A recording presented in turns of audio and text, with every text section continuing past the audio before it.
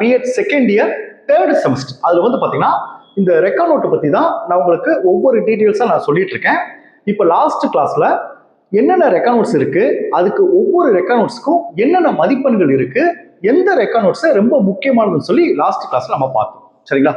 இன்னைக்கு வந்து பார்த்தீங்கன்னா நான் உங்களுக்கு அந்த ரெக்கார்ட் நோட்ஸ் டீட்டெயில்ஸ்ல ஒவ்வொரு ரெக்கார்ட் நோட்ஸாக சொல்லியிருந்தேன் பார்த்தீங்களா, அதுல ஒரு 6 ரெக்கார்ட் நோட்ஸ் வந்து பார்த்தீங்கன்னா லெவல் 1 லெவல் 2 ரெண்டு எழுதுற மாதிரி இருக்கும். சரிங்களா? ஒரு 6 நோட்டு.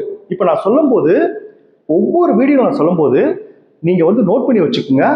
அப்படி நோட் பண்ணி வச்சுட்டீங்கன்னா நீங்க ரெக்கார்ட் நோட்ஸ் வந்து தவறு இல்லாம எழுதலாம். சரிங்களா? ஒன்ஸ் நீங்க எழுதிட்டீங்கன்னா திரும்ப அடித்தல் திருத்தல் இல்லாம எழுதணும். திரும்ப இன்னொரு நோட்டு வாங்குறது கஷ்டமாயிரும்.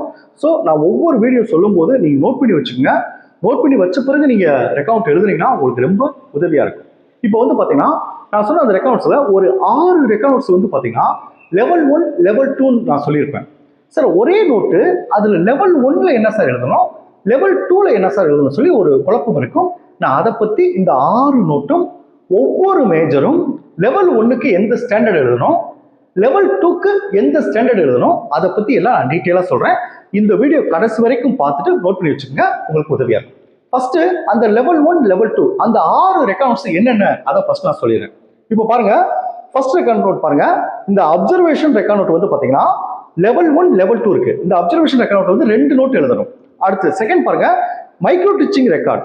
இதுல வந்து பாத்தீங்கன்னா லெவல் 1 லெவல் 2 இந்த மைக்ரோ டீச்சிங்ல 2 இருக்கு, லெவல் இருக்கு. இந்த 2 நோட்ல எந்த ஸ்டாண்டர்ட் எழுதணும்.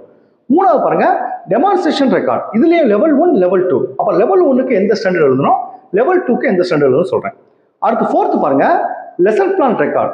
இதுலயும் லெவல் 1 லெவல் 2 இருக்கு. அப்ப லெவல் 1க்கு என்ன எழுதணும், லெவல் 2க்கு என்ன எழுதணும். அடுத்து ஃபிஃப்த் ரெக்கார்ட் பாருங்க, இன்ஸ்ட்ரக்ஷனல் மெட்டீரியல் ரெக்கார்ட். இதுலயும் லெவல் 1 லெவல் 2 இருக்கு. அடுத்து சிக்ஸ்த் பாருங்க, டெஸ்ட் அண்ட் மெஷர்மெண்ட் ரெக்கார்ட். இதுலயும் லெவல் 1 லெவல் 2. இந்த 6 ரெக்கார்ட் நோட்ஸ் இருக்கு.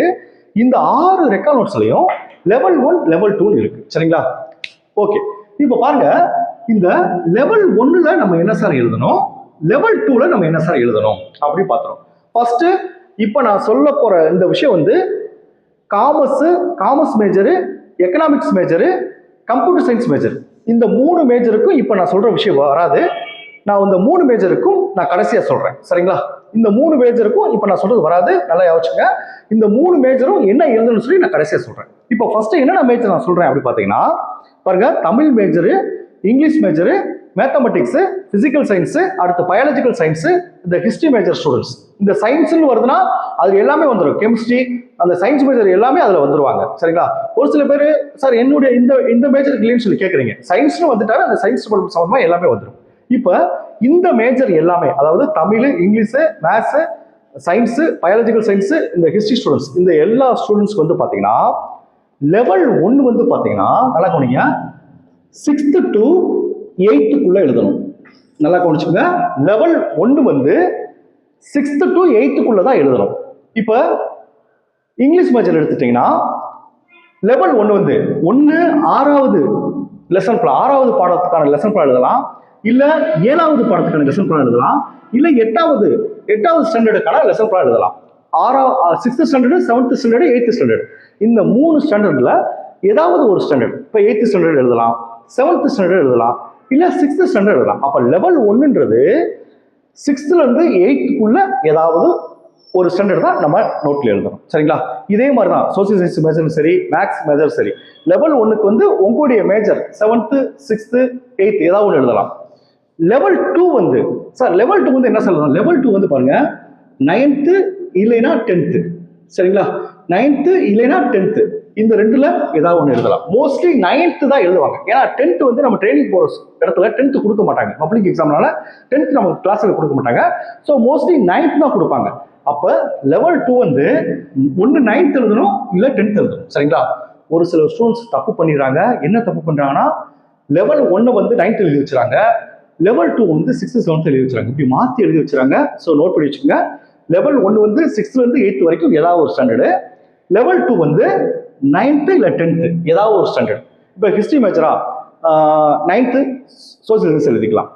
அதே மாதிரி லெவல் 1க்கு 7th சோசியல் சயின்ஸ் எழுதிக்கலாம். இந்த ஸ்டாண்டர்டுக்குள்ள தான் நீங்க எழுதணும். சரிங்களா? இப்போ உங்களுக்கு புரிஞ்சுச்சா? எல்லா மேஜருக்கும் லெவல் 1 இந்த 6 நோட்டுக்குமே இப்போ சொன்ன பார்த்தீங்கன்னா 6 நோட்டு, அந்த 6 நோட்டுக்குமே லெவல் 1 வந்து 6th இருந்து 8th வரைக்கும், லெவல் 2 வந்து 9th இருந்து 10th வரைக்கும். இது எல்லா மேஜருக்கும். இப்போ உங்களுக்கு புரிஞ்சுச்சா? ஓகே. அடுத்து வந்து இந்த computer science major, commerce major, economics major.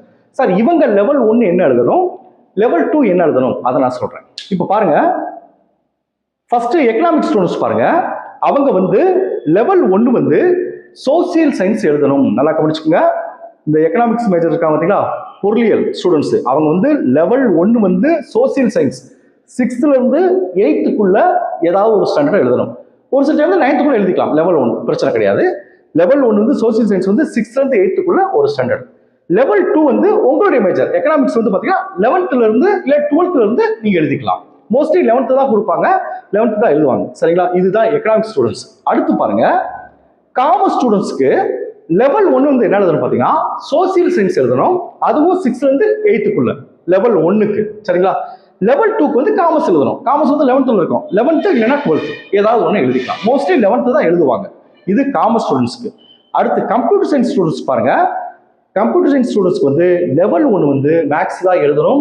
6th இருந்து 8th லெவல் 1 ஏதாவது ஒன்று எழுதணும். அடுத்து லெவல் 2 வந்து கம்ப்யூட்டர் சயின்ஸ். அடுத்து 11th இல்லை 12th கம்ப்யூட்டர் சயின்ஸ் எழுதிக்கலாம். சரிங்களா?